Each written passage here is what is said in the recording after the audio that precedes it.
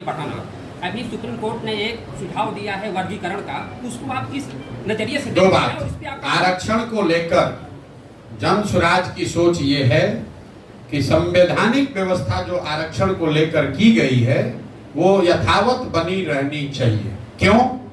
कई लोगों का ये कहना है कि संविधान में आरक्षण की व्यवस्था कुछ वर्षों के लिए की गई थी, राजनीतिक फायदे के लिए लोग इसको आगे बढ़ा रहे हैं। इस बात में पूरी सच्चाई नहीं है।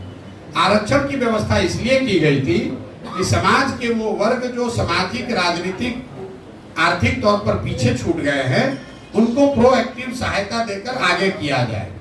तो आरक्षण तब तक रहना चाहिए जब तक जो वर्ग पीछे छूट गए हैं वो सामान्य वर्ग के बराबर न हो जाएं शैक्षणिक, आर्थिक, सामाजिक स्तर पर। इसका उदाहरण आप समझ लीजिए। मान लीजिए कि सरकार गरीबी हटाने के लिए कार्यक्रम शुरू की 1980 में।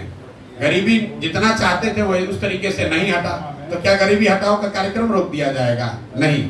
उस कार्यक्रम से जितनी सफलता मिलनी चाहिए थी वो नहीं मिली, तो गरीबी हटाने का कार्यक्रम और प्रयास तब तक जारी रहेगा जब तक कि गरीबी रहेगी। उसी तरह आरक्षण जो है वो तब तक होना चाहिए जब सामान्य वर्ग और जिन वर्गों को आरक्षण मिल रहा है उनकी सामाजिक, राजनीतिक, आर्थिक स्थिति करीब करीब बराबर न हो जाए। दूसरा सवाल है वर्गीकरण का। तो मैंने डंके की चोट पर कहा है, बिना किसी दबाव के, जन सुराज विचार के तौर पर वर्गीकरण के पक्ष में है। जिन वर्गों को राजनीति जो आरक्षण मिल रहा है उनके अंदर अगर वर्गीकरण का कोई फॉर्मूला उन समाज के लोगों से बातचीत करके निकलता है तो उस समाज के व्यापक हित में है। ये बिहार में अभी चर्चा शुरू हुई है, देश के अन्य हिस्सों में ये लड़ाई बहुत पहले से चल रही है। आप आंध्रा में चलिए, वहां दलित समुदाय में दो महत्वपूर्ण जाति हैं, माला और मडिगा।